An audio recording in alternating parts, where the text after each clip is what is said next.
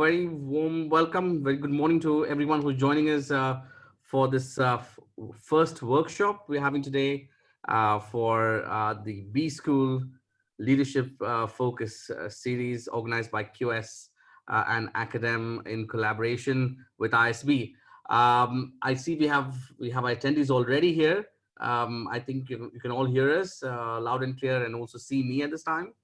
I would like to introduce our moderator for today and also our keynote speaker who's going to be delivering the session. So we have with us Professor Rajendra Srivastava, who's the Dean of ISB. Professor Rajendra, very warm welcome to you. And could we have you online, please? Sure, thank you. Wonderful. And Professor Francois Therin, who's joining us as the moderator. So a very warm welcome to you as well, Professor Francois, who's the senior consultant at Solas, who's joining us from France today, and Professor Rajendra, who's joining us from Texas all the way. So thank you so much for having joining this webinar series.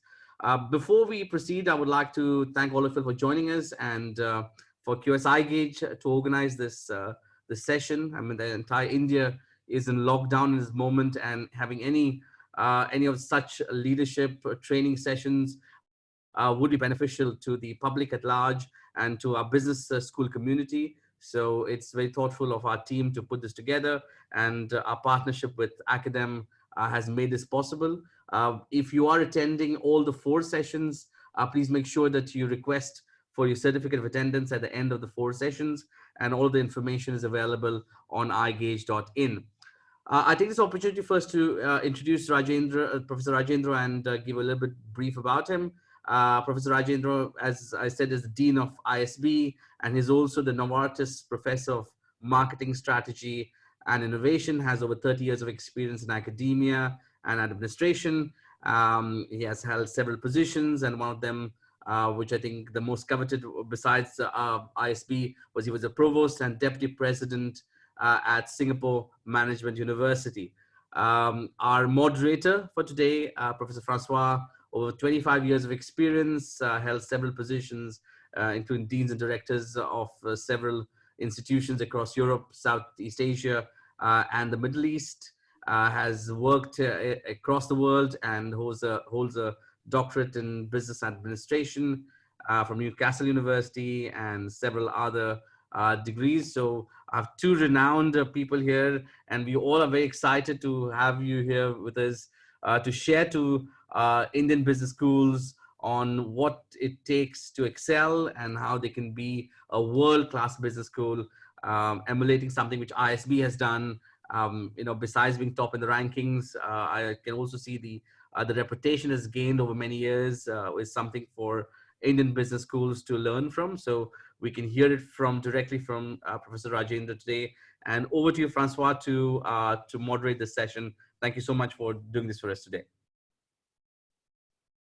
You're muted. I think we have to unmute you. Good, unmute, sorry. Thank you, Ashwin, and good morning to all of you. Thank you for giving me this opportunity to moderate this webinar, and we have a wonderful guest for the first one of a series of 4, as you mentioned. We thought that it was important at these difficult times to still continue to think about what we can do for business schools for the future and prepare the next stage. I think that obviously life goes on, and there will be many opportunities for business school to grow in the future. So taking some time in these very particular times to think and reflect and exchange with and discuss best practices with some of the organizations and people that succeeded very well, such as Prof. Raj at ISB. So I guess it's not a big secret, Raj, if I share that you are confined very far away.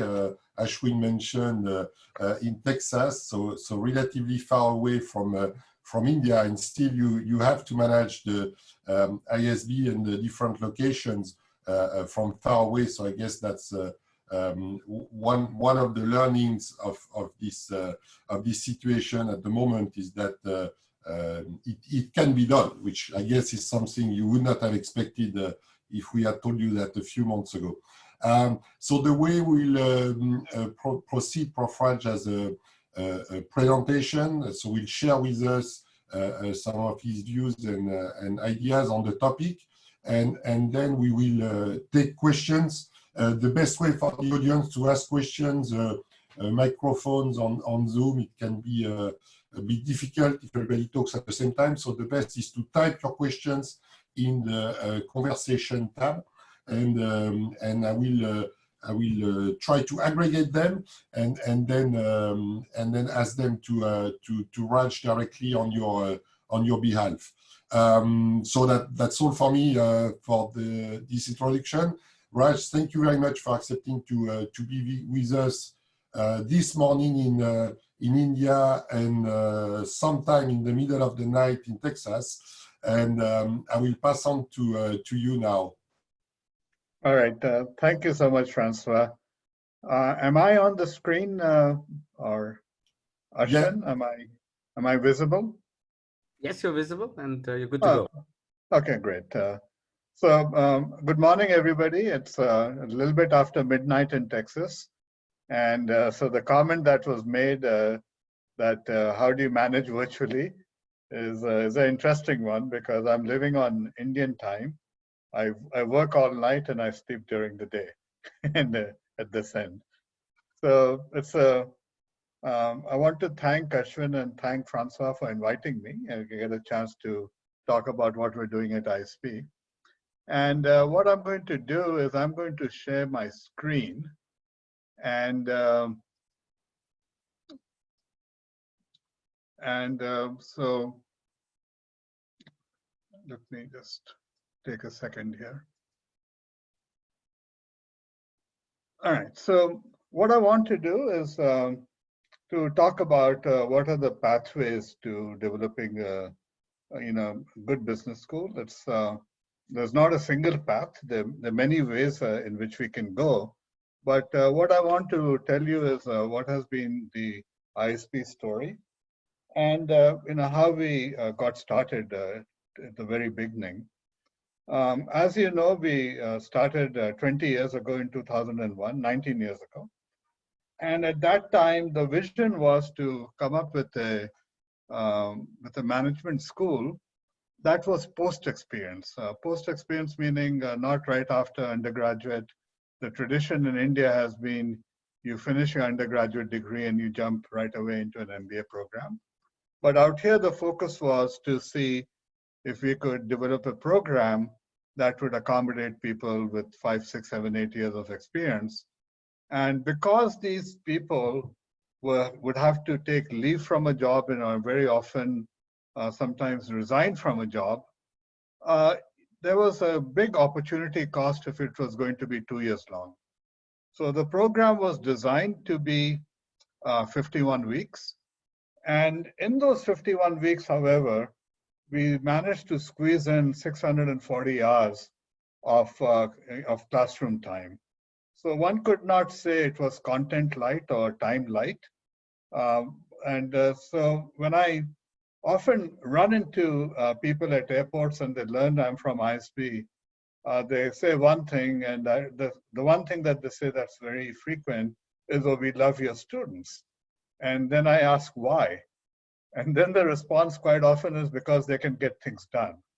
And I think one of the reasons they can get things done is because we make them do in 51 weeks what other schools are making them do in 2 years. So when they leave out here, they have more time on their hands than they think. But anyway, let me just move on to sort of give you more of a history. When we started in 2001, there were 126 students at that point in time. Now, how do you recruit good students when you're starting out, when you have no reputation, when you have no faculty? At that time, the residential faculty at ISB was 0. I was one of the visiting faculty. Most of them at that time were from Wharton Kellogg and London Business School. I was one of the few who was I was from Texas at that time. And how do you convince people to come to a school which doesn't have an history? So one thing that was important is that people who joined ISB, they were risk takers. The students who joined us were risk takers. But the board had to make some commitment that they would generate a pathway to finding them jobs. And so really in the first year, all the members of the board chipped in, and whether it was Godrej or it was ITC and so on, there was a commitment on part of the board to hire the initial students. Well, over a period of time, what has happened is we've grown into a very large program. The main program, PGP, or equivalent to MBA, is now 880 students. We have an executive MBA, which is PGP Max. That's about 65 to 70. We have a family business program that's about 65 to 70. And about 2.5 years ago, we launched a program called PGP for Working Professionals. This program is Saturday and Sunday only, with about a 20% online component. And so this program started in Gurgaon and Hyderabad, but it is now also in Mumbai and Bangalore. And that is about 200 students. So when you add up all of this, it comes out to about 1,200 students. And over the period of time, our alumni base has now grown to 12,000, and we're adding at about 1,200 plus every year. And so this is making us one of the fastest growing business schools globally. So what we have to do is figure out how do we manage quality and how do we manage scale at the same time. And fortunately, things have gone well. We are number 4 in the world in terms of number of applications that we get. And a lot of good things have happened. These are 2019 numbers. I have to update them. But at that point in time, even though we were number 1 in India on whether it was for finance or for women's and so on, our global ranking was, for example, number 62 in research, number 38 in finance. This left a lot of scope for growth. And so the benchmark we feel is a global benchmark, not an Indian benchmark. And if we look at the initial accreditation was from AACSB, we were the first school and probably the youngest school to get AACSB accreditation. And of course, we now have EQUIS, and we've also qualified for AMBA. In terms of what has been happening recently, the alums have been doing very well. So the Forbes ranking is based largely on how the alums are doing financially. I don't think that should be the only measure, but that's what Forbes focuses on. And so we were ranked number 7 internationally, meaning outside the US. But when you integrate the US and international, that was number 10. There's a magazine, electronic magazine called Poets and Quants, and that put us number 5 in terms of desirability measure coming from students. And that was right behind Harvard, Stanford, Wharton, and MIT. And this is when you ask students where would they like to go and why. And it was not taking into account salaries or anything like that. The best thing about ISB has been that because we started with risk takers, it turns out that many of them have been co-founders in startups. Approximately 500 of the alums are co-founders of startups, and about 500 or so hold some title like Chief Financial Officer, Chief Marketing Officer, and so on. So the question then is, how did we do it? Now, I'll tell you a big secret. The big secret is you got to get good students and you got to be able to keep them. And fortunately, we are in a very big ocean called India. And we have a lot of people who are going abroad. And the programs abroad are quite expensive in dollar terms. And although we are expensive by Indian standards, by global standards, we are a very big deal. So if we can compete in quality globally, then we are offering a very, very good value. And the outcome really has been that if I take, for example, ISB, the average GMAT at ISB last year was 710. And that was ahead of LBS, it was ahead of Cambridge, it was ahead of HEC, and so on. So we got very smart kids coming here, or I should say men and women. And also when you look at the size has gone up to 876. And so what we are doing is focusing on both quality and quantity. An important thing is how are we positioned and what is the reason for that positioning? Increasingly, you will hear about the need to balance theory and practice. And so this is the path that we've been following for quite a while. And the logic is that we need to be academic on the theoretical side, but one of my doctoral students coined the term pracademic. So the academics have to be practical. And so we have two streams of faculty. One is the tenure track research faculty, and the other track is called practice track or clinical track. And so we on the faculty side, we're balanced. The second part is that a lot of management insights, whether it is case studies or textbooks and so on, they have come from the West. And I've got West DMs, it means developed markets. But we are in India, we are in Asia, and we need to focus on the insights from global markets, not just from the West. So an important focus has to be that because the center of gravity is moving towards the East, we need to have a more global perspective than just a sort of a Western perspective. The third element really is, are we as a management school having any impact? Meaning, is anybody listening? So basically, while one might argue that many US schools are quite academic, some of the well-known global schools are better balanced in theory and practice, but they're not necessarily very global. So I'm just pulling a name out of a hat. If I take, let's say, Indiana University in the US, the US is a very big market and very big domestic market, and schools don't necessarily have to have a global perspective. And so our approach really is that if we are going to focus on impact and if we're going to focus on global, then we have to focus on real problems. And what are real problems? They tend to be multidisciplinary. So whether we're talking about supply chain management or we're talking about mergers and acquisitions, there are elements of operations, there are elements of finance, there are elements of marketing and strategy. All of these things have to be integrated. So this is the culture that we're trying to follow, which is not only being discipline-based, but also multidisciplinary. Now, what does that mean?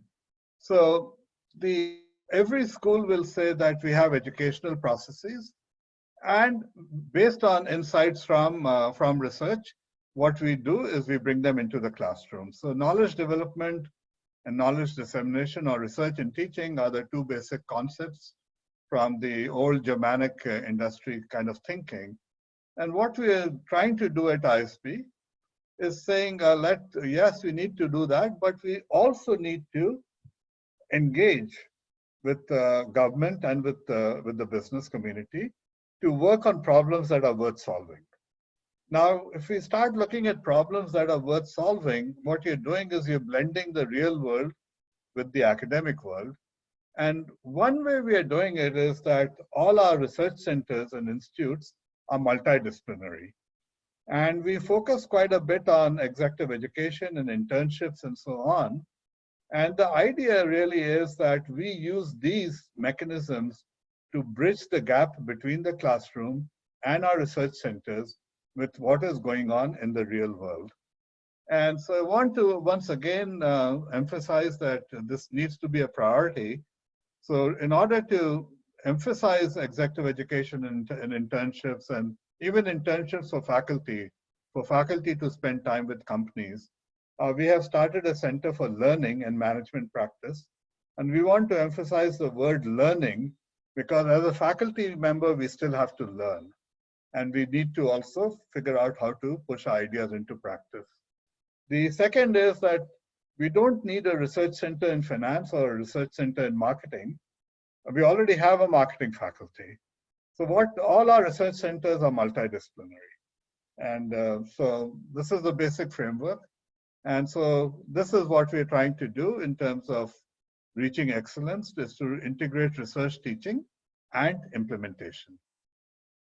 Now, what is the typical template for a research center? I also manage the Center for Innovation and Entrepreneurship.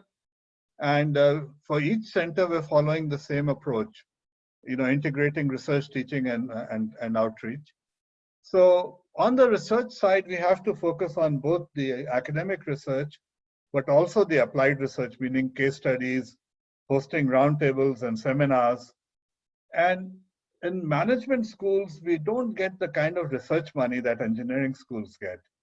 So we have to somehow find ways to fund the research centers.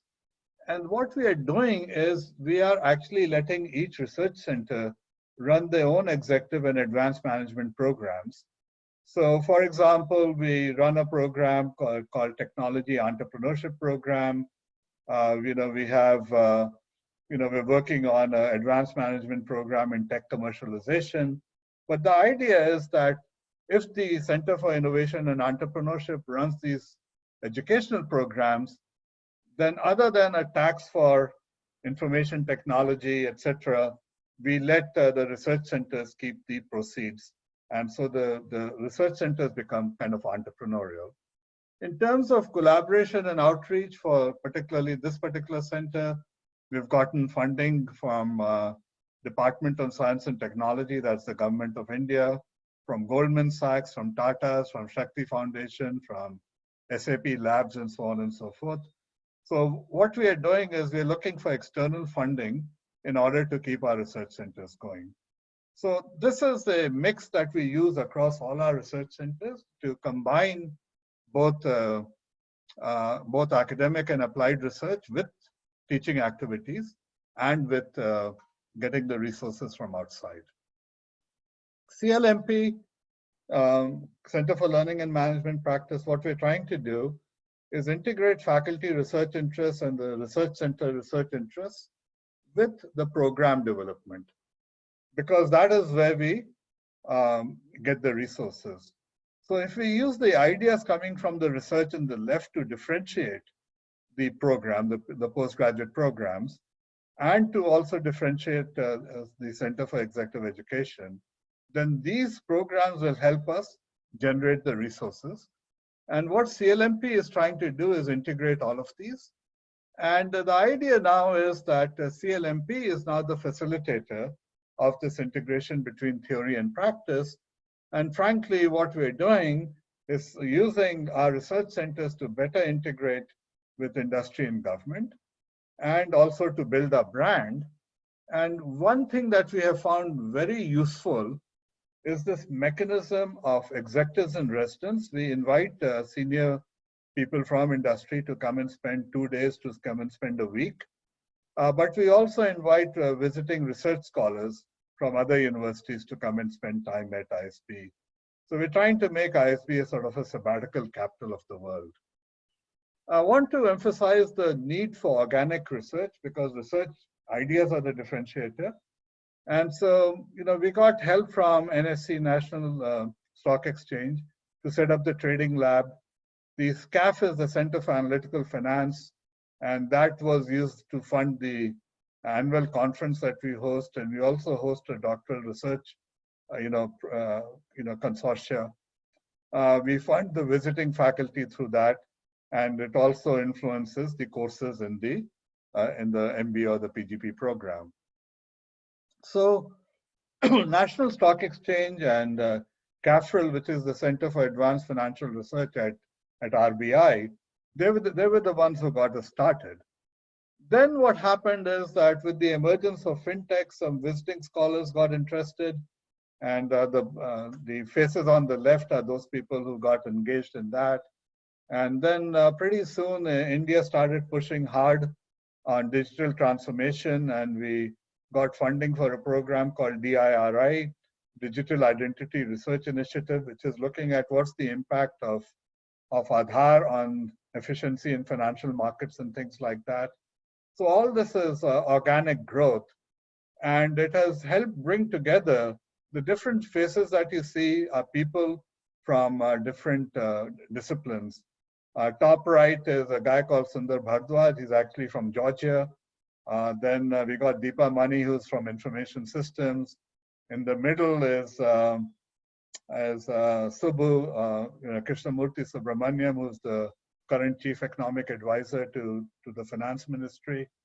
But want to emphasize the value that working on real research problem is bringing to ISB and hopefully, to the academic community. Differentiation is very important. We can't be all things to all people.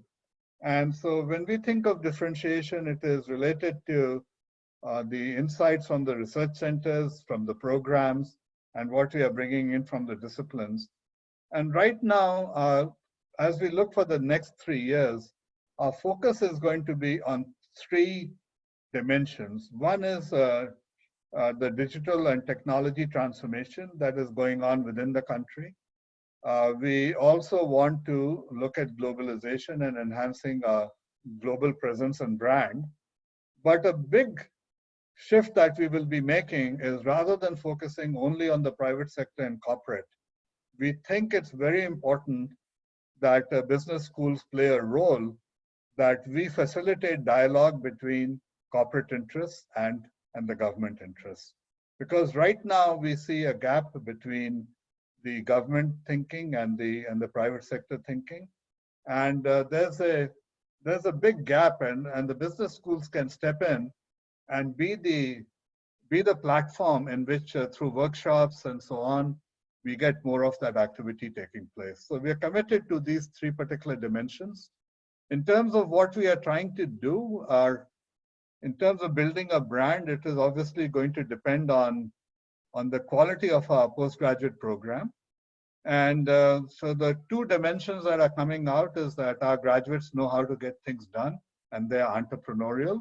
And we want to reinforce and build on those themes. We also need to generate new ideas that we bring to the table, and that is through the research centers.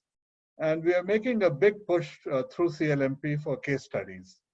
And so our case study production, we were doing about 25, 30 per year. Our goal is to expand it to about 100 per year, and we're probably currently doing about 60 to 65. We're not there yet.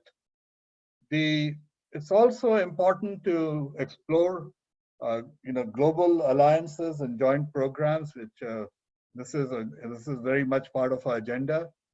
And these industry roundtables, industry government roundtables, and corporate immersion programs are important. Corporate immersion is where we get faculty to go and spend a week or a month in a company so they can better understand the challenges. And finally, we are relying on our executive FPM, fellows program, and the PhD program FPM. And also we are relying a lot on visiting executives and scholars to bring insights. One thing that we have committed is that we are moving away from print media, and our focus is going to be entirely not only in marketing, but also because of what we have seen happen with the coronavirus. We are making rapid progress and building our own media hub to generate our own videos and so on. So this will be a big change that you will see over the next couple of years. Besides getting good students, we also need to get good faculty. And so this is now based on my experience. It is not 30 years, I got to tell the truth. I've been I've been in academia since 1978, so this is my 42nd year. And so this is across Texas, across Emory University in Atlanta, across SMU, and now across ISB. I think there's one critical factor, and that critical factor is that you've got to link compensation to performance. And ISB follows the tenure system, meaning that it takes faculty 7 years to get confirmed. And so it is not, 1 year and a day for confirmation. And by the time they get tenure at ISB meeting global standards, a lot of them immediately start getting offers from Australia, from UK, from the US. So then our challenge becomes, how do we hang on to them? And compensation and incentives are a big component in hanging on to them. We also focus on balanced excellence. What we mean by that is because since we rely on tuition revenue for almost 98% of our expenses, we can't afford faculty to not focus on good teaching. So, good research insights are important, but classroom performance is absolutely critical. And I want to emphasize that consulting cannot, be a substitute for research and insights. And most of the business schools in India, because of our circumstances and control over pay, this, that, and the other, many of our faculty have to do consulting, and that takes away from the ability to focus on original research. But since we have many administrators online, this is a topic that I can speak on in more depth in the future. And if anybody needs insights and help, I'm very happy to volunteer not only my time, but the other administrators who are working with me at ISB. Want to talk about the importance of alumni. The alumni are absolutely essential in helping us recruit, and the alumni are now stepping up to help fund research centers, and they also play a very important role during the first 2 or 3 terms at ISB. The first, I'd say, 3 months, they play a very important role in helping shape the current batch in terms of what they need to do to succeed. So the alumni help is across many dimensions, whether it is research, being mentors to our current students and so on. And so we are spending a considerable amount of effort, and the alumni are helping us with learning processes, with branding, with networking, but we are also contributing to the alumni community. So for example, our board members participate in something called Executive Connect. These are seminars, webinars that our board members run on behalf of the alumni.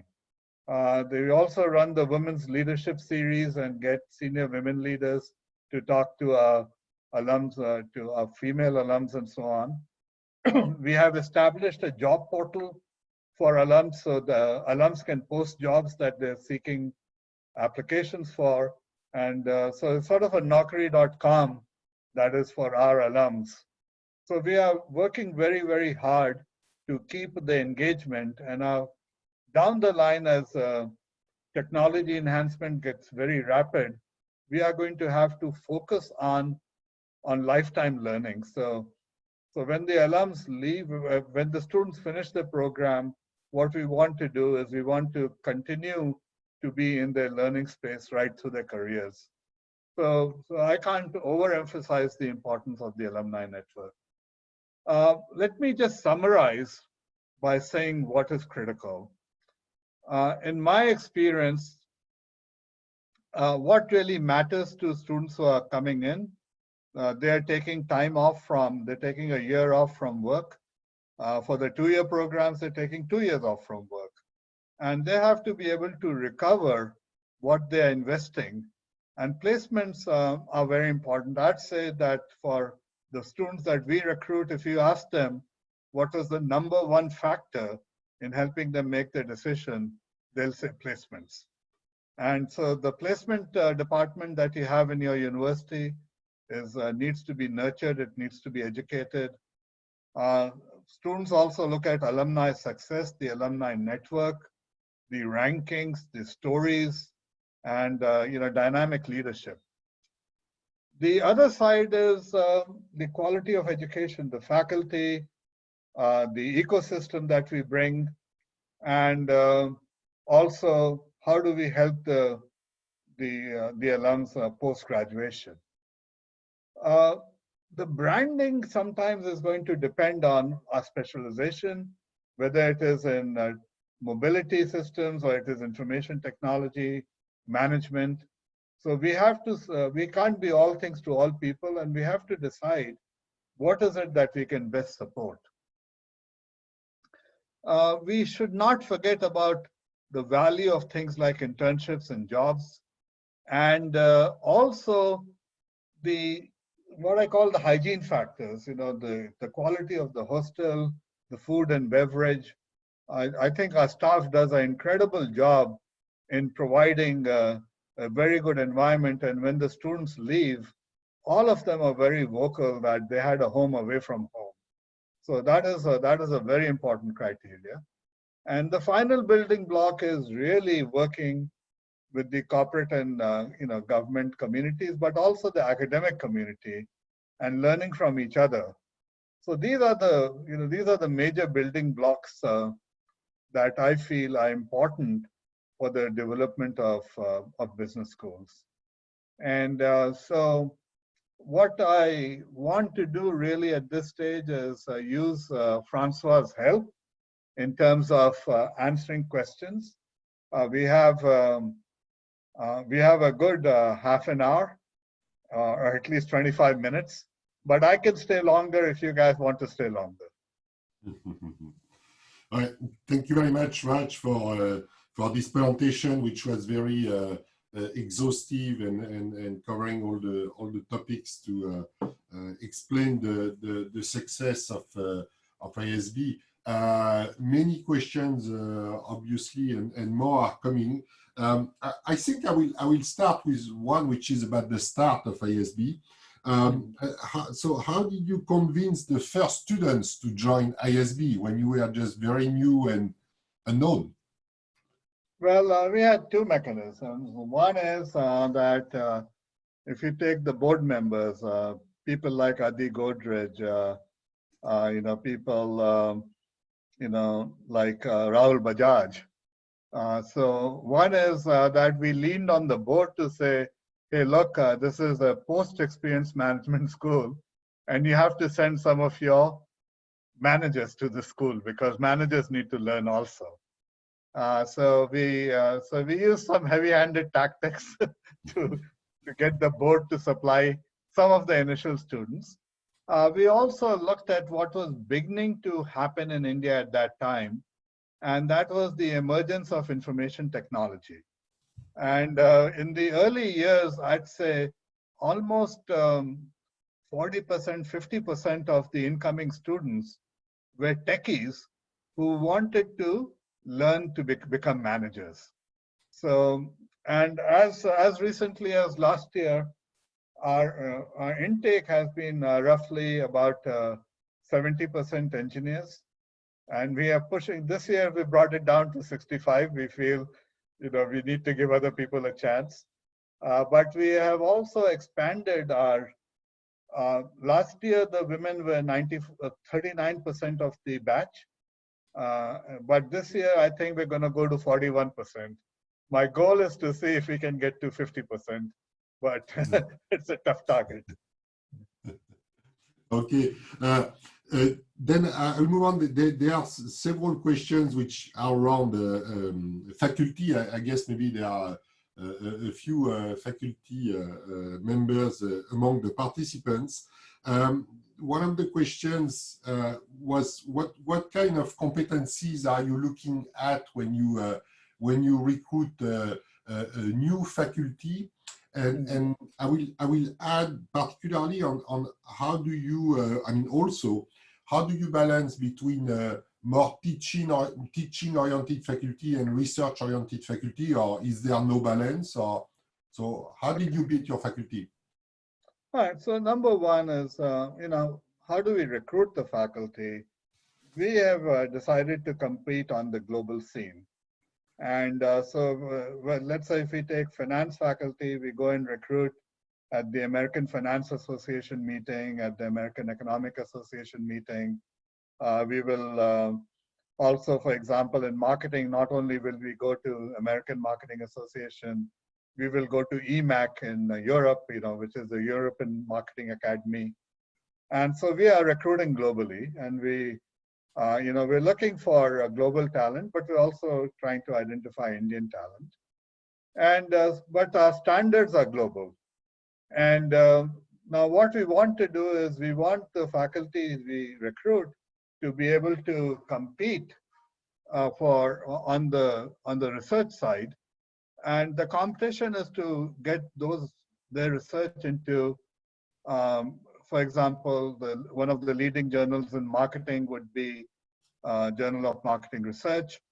In strategy, it may be Academy of Management and so on. But we want them to build the thought leadership by competing against the best in the world. And our tenure standards are every bit as tough as they would be, let's say, from the other schools I've been at, let's say at the University of Texas or University of Illinois. Now, what that does is that if they have tough standards to meet, they need the time to do the research, and they need the resources to do the research.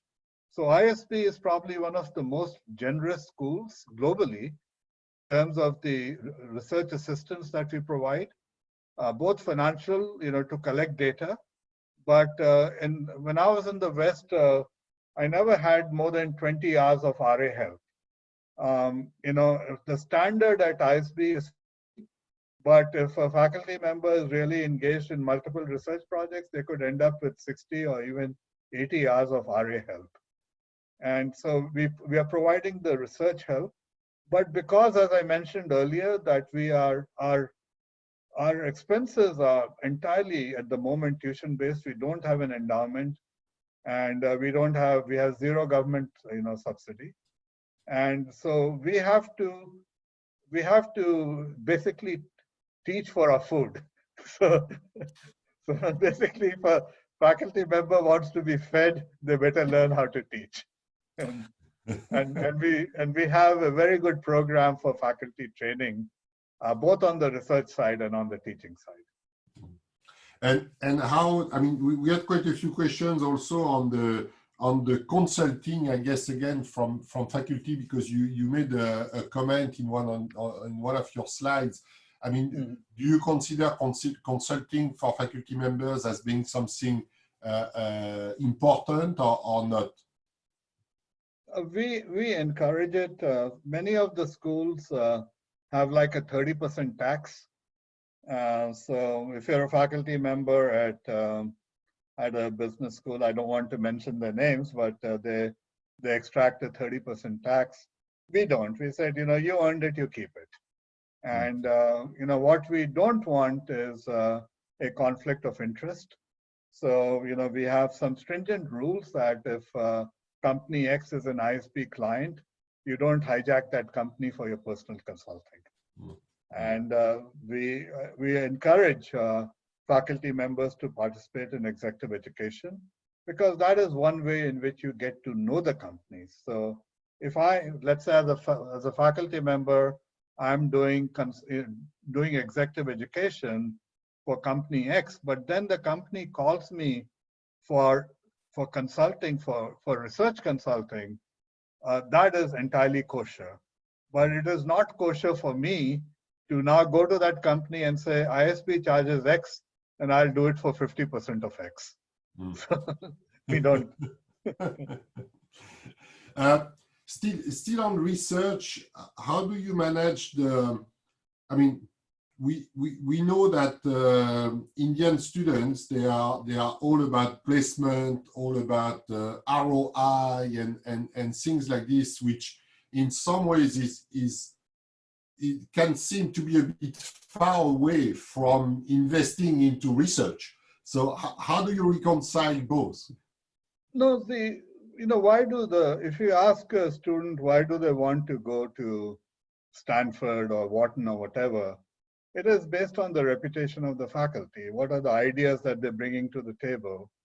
And so one is the quality of faculty, is both the visiting faculty and the residential faculty.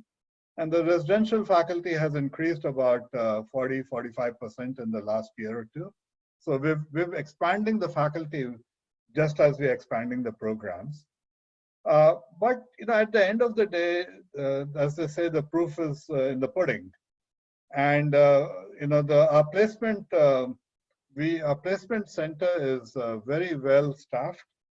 We have close to 35–40 people who are in the placement center, and don't hold me to the numbers, but they're well staffed.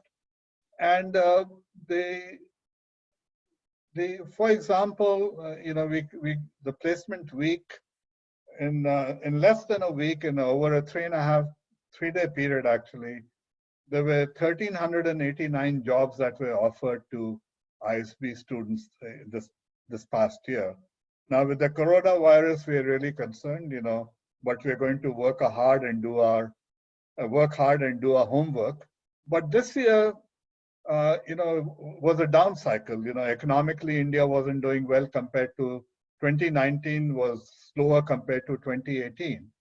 So in 2018, we had about 1,250 job offers that were made to the same number of students.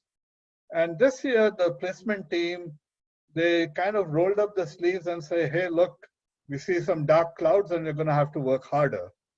And they called on companies, not through emails, they actually went and called on companies. And this year we brought in almost 50% more recruiters compared to last year. And this is in a down market. And in a down market, we had about 15% more job offers. And at a salary level, that was about 10% higher than last year.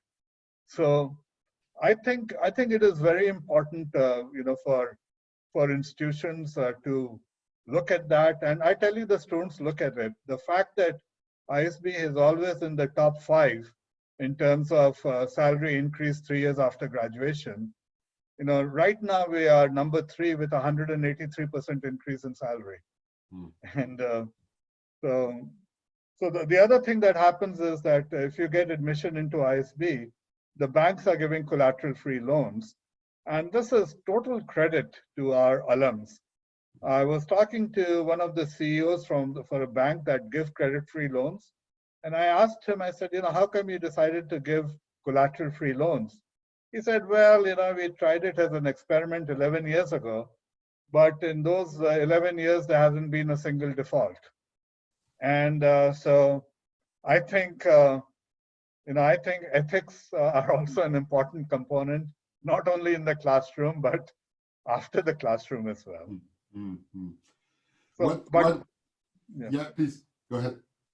Now, I'm just saying that it's not just business schools, it's engineering schools, all the schools, we have a responsibility to train people who can hit the ground running. Because I keep hearing complaints from the corporate sector that they have to spend a lot of money retraining people. Infosys Academy, for example, is running 25,000 participants through the academy. So they have to retrain students. And I think it's a responsibility of us as faculty to make sure that we train the people, educate the students properly. And then if they get a good job, then there are all kinds of benefits that we get. And, people come to, why do companies come to ISB? They come to find talent. Talent is number 1 for them, and research is number 2. And so talent is the lead factor by far. I totally agree with you. One last question on research that came up from your presentation. You mentioned, if I'm not mistaken, that you have mostly multidisciplinary research centers, which is not the mainstream in most business schools, where you tend to have research centers by disciplines. Do you think that it's one of the keys to explain the success of ISB, and again the ability to make the link between the research, teaching, and the corporate world? No, let me explain what I mean by that. So when I look at my marketing department, it is already a marketing research center, right? Why do I need a research center for marketing when I have a marketing faculty? Okay. So the faculty are funded at the disciplinary level also. So when I mentioned that all the faculty have 40 hours of research assistants and they can travel to 2 conferences, hopefully 3 international conferences per year, we're giving that support at the discipline level. The multidisciplinary support is in addition to that. So the way I look at it is that about 80% of the support that they're getting is from the discipline. About 20% is coming from the multidisciplinary side. Okay. But the multidisciplinary part is what makes us quite visible, because those are the ones that are focused on some real problems. So we have, for example, right now, a very strong group in omni-channel retailing. We have a pretty good group when it comes to fintech. And so I think it's important for the faculty to learn how to practice their trade also. And some of it is through executive education, some of it is through consulting. But the consulting has to be insight-based, research-based, and not just run-of-the-mill consulting. And for consulting and research, how do you involve your students? We have the 2 levels. One is we have the FPM program, which is the equivalent of a PhD program. And 2 years ago, we started what we're calling executive FPM, which is like a executive, or think of it as a DBA program. And so we got very good, very strong talent in both of these programs. And of course, if I look at my own career, and if somebody wants to pull up my Vita, you will see that I've co-authored a lot of papers, but most of those papers are actually with my students. I've worked with I'm still working with some students who were my students 20 years ago. And so, sort of becomes your PhD students become your family, your global family. So one is through that. The second part is through the PG postgraduate program, the MBA equivalent. We have what we call experiential learning modules, where the students actually work on real problems under the guidance of a faculty member, but also under the guidance of a corporate mentor. And so we're doing both applied research, and also the research centers have additional RAs, but we also employ some faculty purely on a research basis in the research centers, but those are not full-time employments. I mean, they're term employments for 1 year, 3 years, or whatever, but that's not part of the full-time faculty. We'll go back to we take the helicopter again with a series of questions on the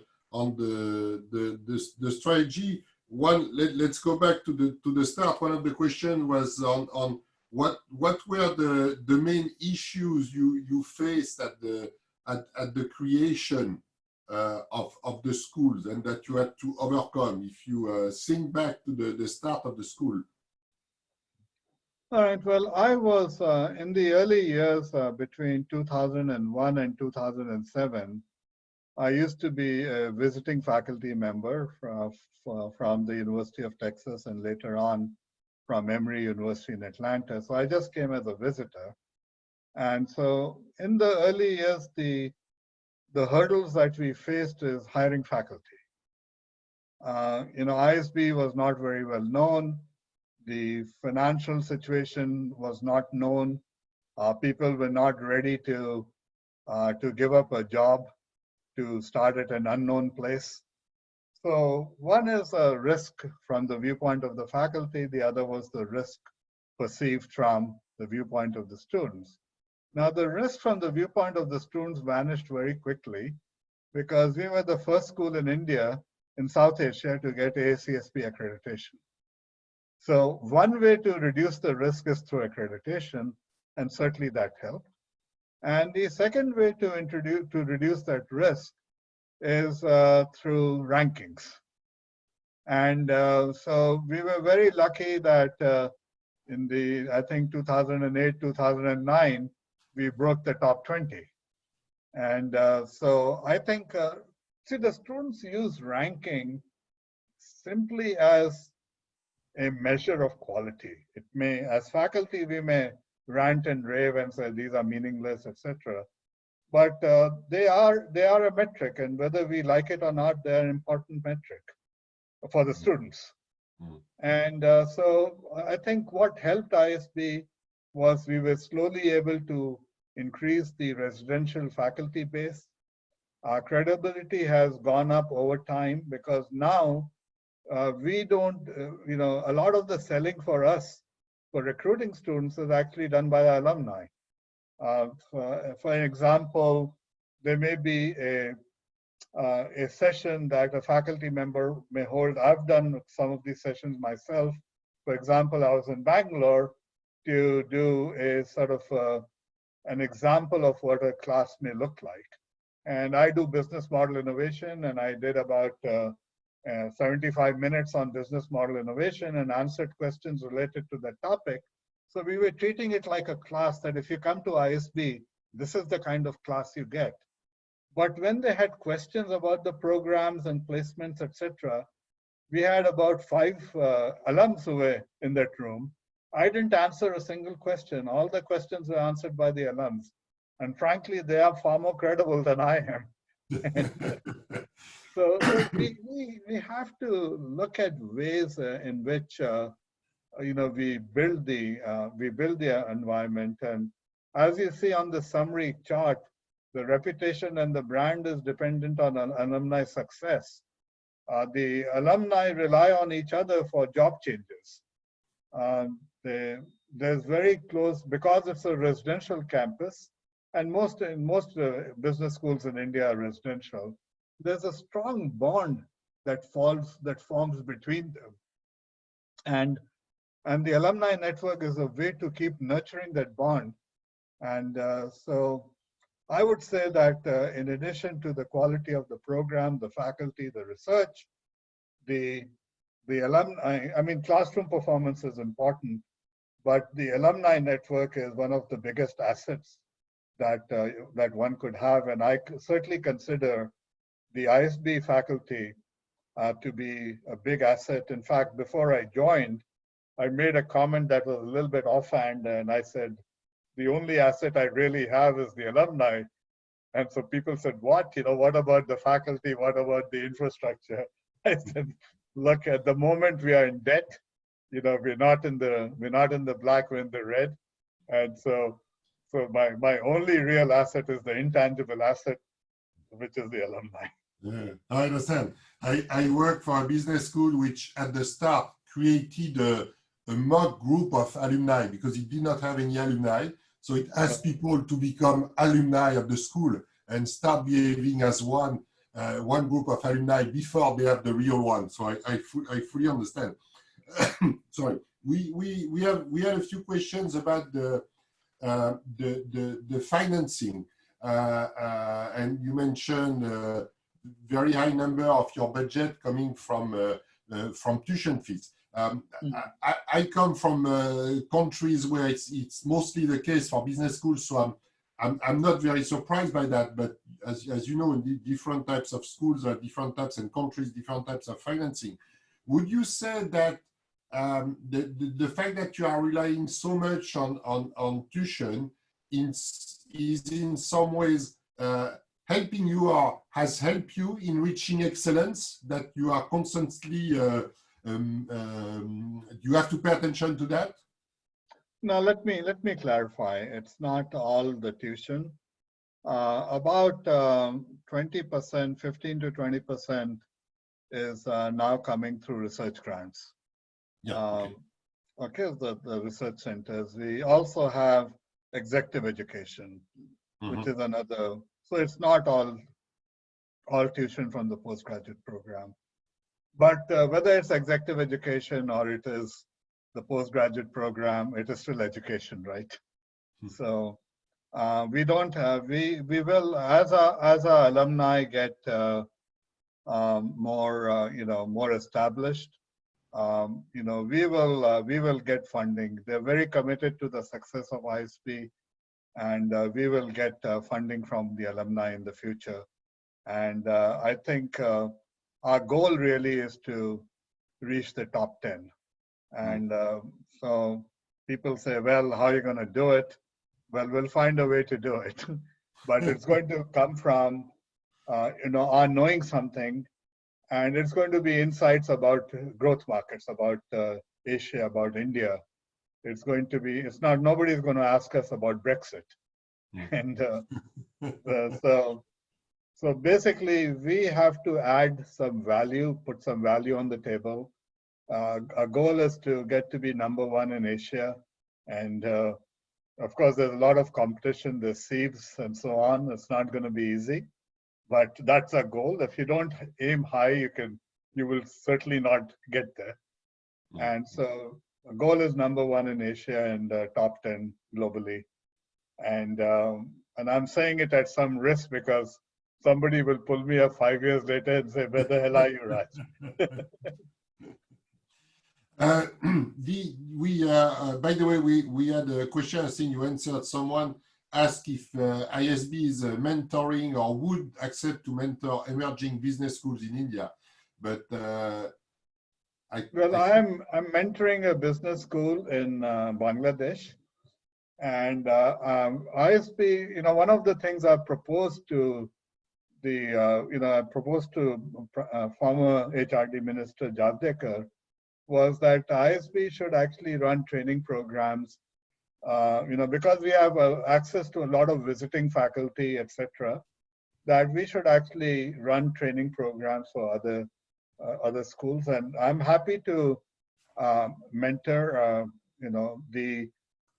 we are also in the process of designing a program for administration of academic institutions.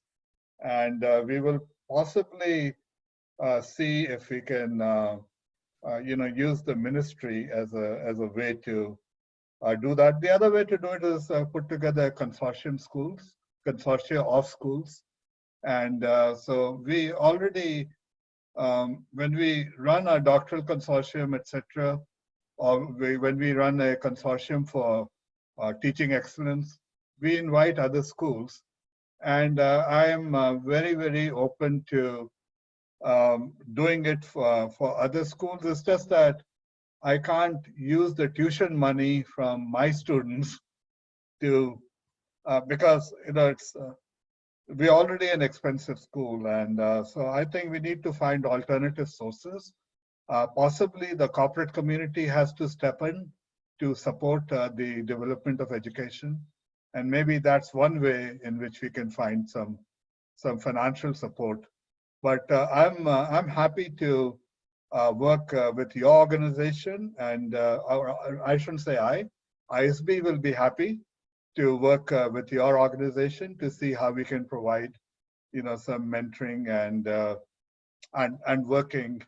And we're very, very open, whether it is with you or with GMAC, etc., to actually host an annual, 3 or 5 day event where we focus on how do we better manage universities and how do we train faculty better.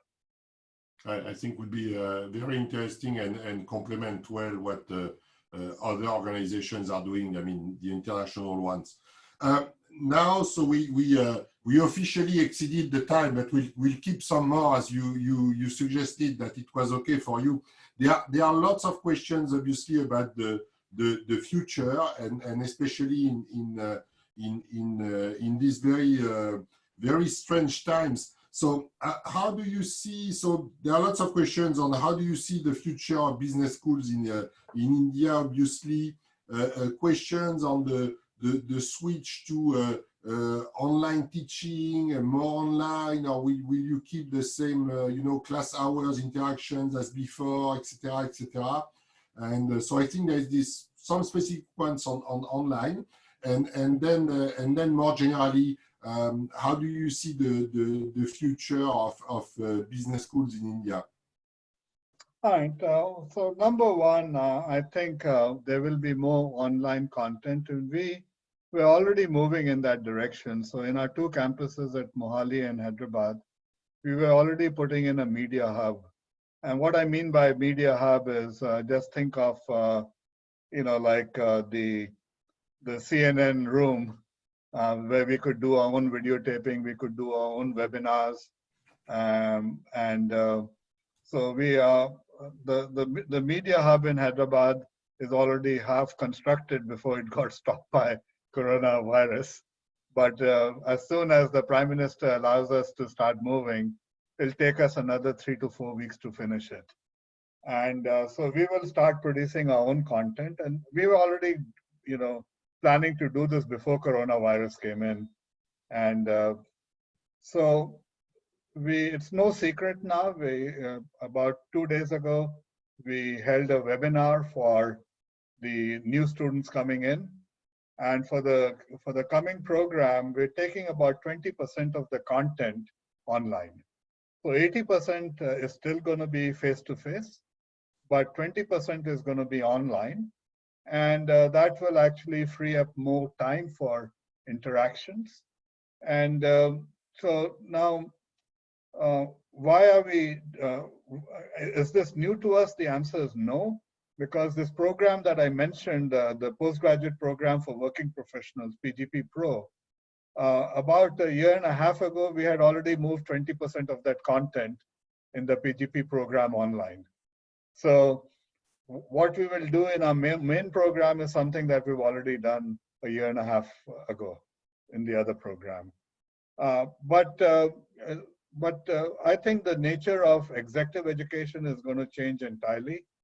And we will not see companies sending too many people for 3-day programs and week-long programs. So executive education is going to have to be shorter bursts. And then what we are beginning to see is what is called the IMBA format. So for example, you take the University of Illinois, they closed down the MBA program and they have only an IMBA program. And that is priced lower, but it has almost 2,000 students. Now the nature of experience is very different. And so that program is priced lower, but I think it is also of lower value, because a lot of learning in my classroom is peer-to-peer. In my executive MBA class, if I have 60 students with 15 to 18 years of experience each, let's say 15 years, 60 multiplied by 15 is 900 years of experience. I've got only 30 or 40, so I'm outvoted. So you can't de-emphasize the value of peer-to-peer learning. And so the future of business schools in India is good. The future of business schools, when I'm talking to my colleagues in the US, is a little tough, because many of them were relying on 30 to 40% of the students coming from China. And of that 30-40%, let's say foreign students, maybe halfway from China, 25% were from India, and 25% from the rest of the world. But the US schools are feeling a lot of pressure, and they have extended the application deadline all the way into June and July. But I think India is going to be in better shape. But the Indian schools are going to have to learn hybrid, blended online and offline, putting it together. On executive education, I mean, I don't think it's a big secret, but schools like INSEAD, which have some similarities with ISB, they do now up to 50% of their income is from executive education, one way or another. I mean, not the mainstream degree programs. Do you see that as something that could happen for ISB once, and two, could be a an avenue also for Indian business schools to, in general, to have more to do more in terms of lifelong learning and etc. Programs than the regular PG or whatever? Francois, the answer is yes. And I'll tell you, there's a reason. It's not just money. You know, I did executive education by accident.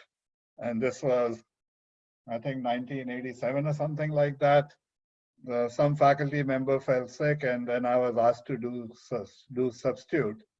And I really enjoyed teaching because people were asking real questions to which I didn't have answers.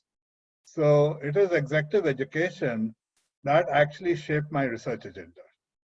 And so if I look at the papers that I've written that have received a lot of citations, they were mostly inspired by questions that were raised that I could not answer in executive education. So while people talk about theory-driven practice, I have started using the phrase practice-inspired theory. And I mean it. If you read my papers, they are all very, very practical.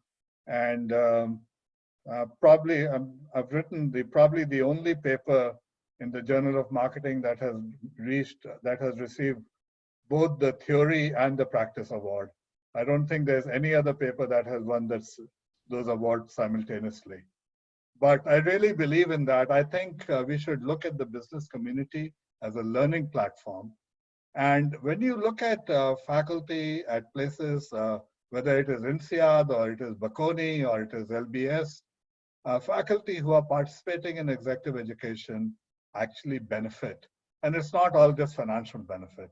Now for ISB, we have to up our game because we cannot compete. If we want to be top 10 globally, and we cannot compete with the top 10 in our global schools unless we have a similar penetration in the executive market. I understand.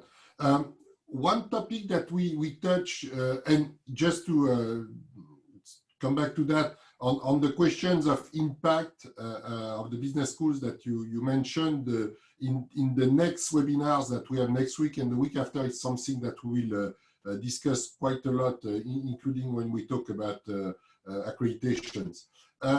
One question we've not discussed, which I understand is a topic of concern at the moment for business schools in India and the government, and something where you have done lots of things, is the internationalization. And I know that we are now at a time where we are all confined and closing our borders and etc. But do you see internationalization as being something crucial for ISB? We know, we've seen it. But for the business schools in general in India, that they should still push toward that, even though we know that it's not that easy, both to attract foreign students, attract foreign faculty, etc. Well, the answer is yes. The problem is that India is, if you go back 70, 80 years ago, people from the Middle East used to come to India for their education. And, but today, India is not a destination for education. The government rules need to be relaxed on visas and so on and so forth. And the Ministry of Education is working on programs like Study in India. So the environment will improve in the future. But it's really both India as a destination and what we do as business schools. Now, we owe it to our own students to have more diversity in the classroom. So whether that diversity is related to Africa, our students need to understand the opportunity there is in African markets. You take Singapore, for example, and they got into a lot of commodity trading. So commodity trading in Africa was being run out of Singapore. And why not India? And so I think we need to look at markets where we need to expand in. The other thing that is beginning to happen, and I teach a 2-hour, 2.5-hour seminar to IFS officers titled The Role of Business in Diplomacy. Diplomacy is becoming very business-centered. And so I think we need to bring more diversity. We need to have people, students from Europe and North America in our classrooms.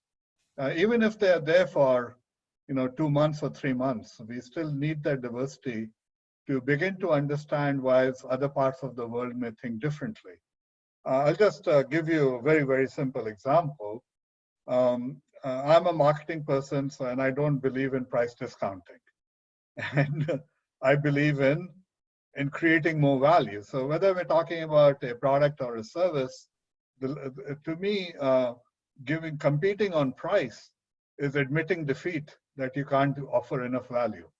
And so I have a very different attitude towards that. And I developed that attitude, when I was in the West. Now, what I see in the Indian business community very often is always competing on cost, always competing on price, because that has become the way in which Indian businesses have learned to compete. So if we bring in external insights, competing on value and competing on price, and there's nothing that says you can't do both. You could be the lowest cost player and the highest value player. So that is the kind of thinking that we need to bring in, and we need that diversity. I am very vocal when I talk to EQUIS and ASESB about this internationalization issue. And I tell them that India is more international than Europe is, because we have more languages and more cultural diversity in India. And so that was a big fight I had sort of had, that look, you don't recognize our diversity. One question which is not from the audience but from me. So if you don't like it, it's all on me. What do you think is Indian about ISB compared to being something? I mean, could we take ISB and transport it somewhere else?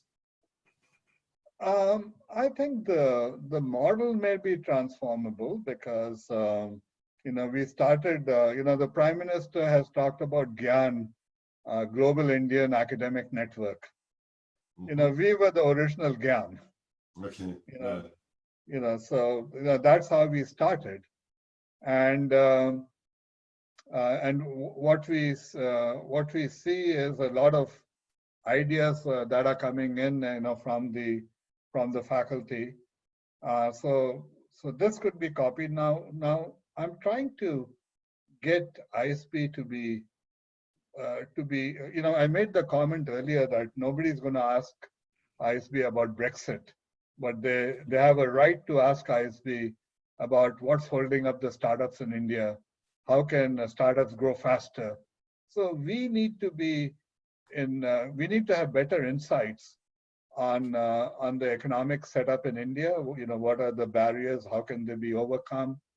We need to understand issues such as the ease of doing business, what impact it has on foreign direct investment. So to be able to contribute in real terms, we have to not only look at global problems, but we also need to take care of our home first. So I understand. We are already at 1 hour and 20 minutes, so we'll end now with I will ask you some few last few words and last few advice for the business schools. Raj, you may not have seen it, but we had around 130 participants, and they stayed all the time. The number did not go down, so that's means that there is a real interest in your experience. So to close this session, what would be the 3 main advice or that takes that the audience could take from your presentation and use in the management and development of their own business schools? One thing I would like to emphasize is really focus on faculty development. And I don't think many universities, even globally, I'm not talking about India, that our learning cannot stop the day we get a PhD. We have to be in a continuous learning mode. And I'm a very strong advocate of closer collaboration between the corporate sector and the academic sector, and also the government sector. We have to keep that interaction going to keep our thinking processes moving. The second advice I would have is that the engagement with the students should not stop the day they leave. And when I meant that the alumni is the biggest asset, I still mean it. Because what ISB has achieved, what your school will achieve, is manifested in the product. I don't want to call people product, but it is an evidence of what we have produced. And so we need to focus on faculty, we need to development, we need to focus on alumni, and we need to create an environment where excellence and hard work is rewarded. It is very disheartening for people if they have worked hard and they get the same 3% raise that everybody else got. And I see this happening in many institutions, partly because the Indian economy, the Indian higher education institutions are very financially constrained. But in order for them to become less constrained, they need to be able to create higher value so they can charge higher tuition.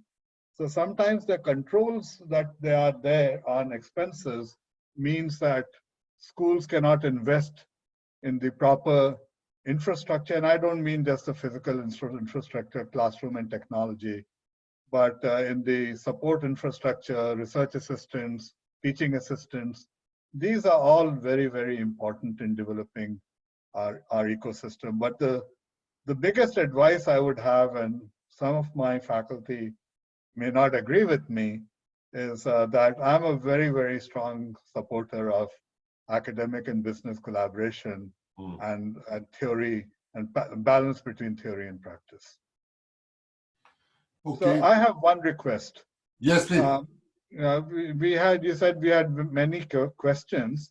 If you could, download the copy of those questions and share them with me. Yes. And it may be a good idea for us to write a small article that is answering those questions. Yes, we can do that, and I put aside the very specific or technical questions, but we'll manage to get all the questions for you, and definitely we'll put them in a way that can be seen by the participants. Thank you very much, Raj, for accepting to be our first speaker in this series of webinar. It was obviously very enlightening, very interesting, and lots of things to take for any business school in India or elsewhere. And I would like to thank also the audience for all the very interesting questions. You made my job very easy, so thank you very much for that. We will email you with the video of the webinar, and we'll also give you some update very soon on the next webinar, which will be next week, which will related to that touch about accreditations and rankings for business schools in India. So thank you again, and thank you very much, Raj, and we hope to see you soon, and we'll be in touch. Thank you. Thank you all. You're most welcome. One more request. I noticed that you were recording it. Could we at ISB have this recording? Yes, we will. All the audience will have it, and as you may have guessed, your marketing team already asked this question a few days ago. So yes, it's all set. all recorded. Well, I also want to thank the audience. I wish we could have done it more interactive Q&A, but there's an educator in me, and I would like to contribute as much to India as I can. And ISB would like to do the same thing. We are an Indian school, and we need to contribute to the educational system. So thank you very much to the audience. Thank you. Thank you. Thank you all. Bye-bye. Bye-bye. Take care. Bye.